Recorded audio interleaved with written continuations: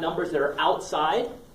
Outside refers to what sort of amplitude? But numbers outside are going to mess with The y-axis. the y-axis, right? The vertical. Yeah. So numbers outside are going to affect the vertical. And that's why, by the way, I have this horizontal already laid out, because I can see here there's nothing inside the trig function. So I know the x-axis, the horizontal, is going to be just all the same. And that's what makes this one easier, is because the vertical motions, the vertical shifts, are a little easier to deal with than the horizontal shifts. Basic reason for that is because the numbers are a whole lot easier on the vertical, right? The vertical, normally, what's the highest that sine would go? 1. 1. And the lowest sine would go? Negative. Right. So if we have to do transformations, I mean, look at our numbers here, right? On the y-axis, we have really nice numbers, 1, 0, minus 1. On the x-axis, not such nice numbers. So the vertical tend to be a whole lot easier because the numbers are a lot easier to work with on the vertical. And this one has vertical stuff because all the numbers are outside. So this just has vertical stuff. Now, there are two numbers here that I have to worry about. And which one of them should I do first? 2. I have to deal with the 2 first, right? Because the 2 is being multiplied. So it's very similar to order of operator, right? You have to do the multiply first, and the add second. Add or subtract second. Now that 2 is a new thing. We haven't done the 2 before. However, good news is the 2 is really, really easy to take into account. The 2, that number in front, is called the amplitude.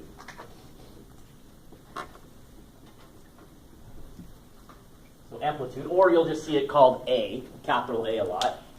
So in the book, they'll say things like capital A equals 2. Amplitude is 2. Now, what that's supposed to mean, that's supposed to mean that I take all these y values and I multiply them by 2. But if I multiply 1, if I multiply that by 2, where's that going to go?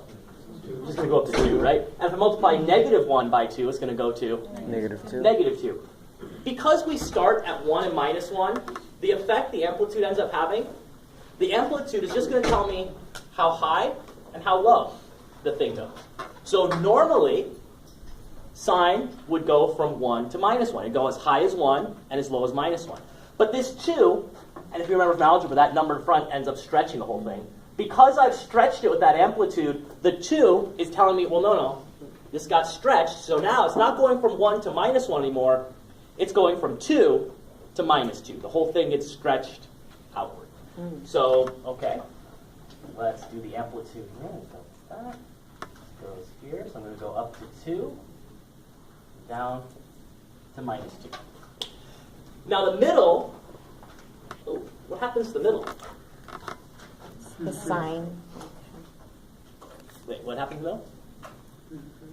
It's going to stay the same, right? So you can either think of it as, I'm stretching it, and when you stretch it, the middle stays in the same spot, or what number is exactly halfway between 2 and negative 2? Well, that's still 0. The amplitude only affects the top and the bottom, not the middle. So it tells me how high the thing goes, it tells me how low the thing goes, but the middle stays in the same spot. All right, so if I'm going to draw my levels in, I would have my top at 2, middle at 0, and bottom at negative 2. But I'm not drawing the levels in yet, because I'm not done. There's still another vertical transformation to go. Negative. And what does a negative 3 mean has to happen? Shift down. Shift down 3. This is just called the vertical shift. There's no fancy name for this one. The vertical shift. Or you'll see sometimes in the book, they'll call that D. There's a reason they call that D, but it's kind of just to make holes see, I guess, a bit. But vertical shift or sometimes D. So the book, you may run into the books things saying capital D equals negative 3, and they're talking vertical shift. I don't think they do that one too often, and D is not a real standard one. A lot of times just say vertical shift and negative 3, but they will maybe sometimes refer to that as capital D. All right, so vertical shift down 3. Oh, well. Where does that mean the bottom's going to end up going? Negative 5. To negative 5. Right, so I'm going to need more space here. Yeah, the bottom's going to shift down 3 units. So -2, -3, -4, -5. And this time I'll draw the level in because I'm done, right? After this, I'm done. The amplitude and the vertical shift are the only things that could affect that level, those levels. So there's the bottom.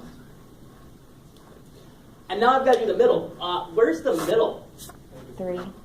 Go Negative 3. -3, right? So it was at 0. It's going to go 1, 2, 3, down to -3. So there's the middle at -3. And where is the top going to go to? -1, right? So it was at 2. And it's going to go down 3, so to -1. So again, instead of drawing the basic sine curve and trying to stretch that and shift that and so forth, what we're doing is we're essentially laying out these levels first. Right? Oh wow, that bottom one is really crooked. A little better. We're applying the amplitude and the vertical shift to these levels, and then once I get these levels plotted, I can use them to figure out where the critical or the fundamental points go.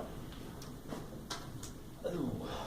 But red, I've got to make sure I do the right patterns. There are a couple different patterns. Actually, I guess there are technically 4 different patterns. Where should I start? Where should I put my first fundamental point? In the middle. The middle, right? Right here. Sine. So right, sine always starts the middle, regardless of if it's positive or negative sine, if it's a reflected or regular sine, it always starts in the middle. And where is this one going to go? Is it going to go up or down? Up. Up. Uh-huh. And if it was a reflected sign, it would have gone down, right? So those are 2 of the patterns I was talking about. But this one is not a reflected sign. It's a regular old sign. Regular old sign starts in the middle and goes up. So it goes up here. And now we can just cruise through and do the pattern, right? Hits the top and has to go back down. So it's going to go one level at a time, though. So down 1 here. Oh, it doesn't hit the pi. Oh, no, the top does? level is. Oh. So it hits the top level. At -1, yeah. At negative pi halves. And now it's going to bounce down 1 level. Bounce Bounce down another level. So right there. Now it hits the bottom. So it's got to rebound back upwards. Twice. And, well, it would go twice. Yeah. Except we don't have to go any further, right? Right, so we could continue the pattern. And actually, I mean, the pattern does continue. Because remember, this thing goes forever both ways. But once we get 5 of those on there, that's 1 cycle. There are my 5 critical fundamental points. So I just sketch the graph through. And there it is. Right? There's 2 sine x minus 3. All the things that needed to happen have already happened here when I did the levels. You can see it's been stretched a little bit, and it's been shifted down 3. So I don't have to, this is the final graph, right? Instead of manipulating the actual curve, I manipulated the levels ahead of time, and so when I put the fundamental points on there, I just go right to the final, right? That is the final graph. When answering like a problem on a test, would it be incorrect to use like the original position you drew, but just label it as -1, the positioning as -1, -3, -5? Wait, what do you mean?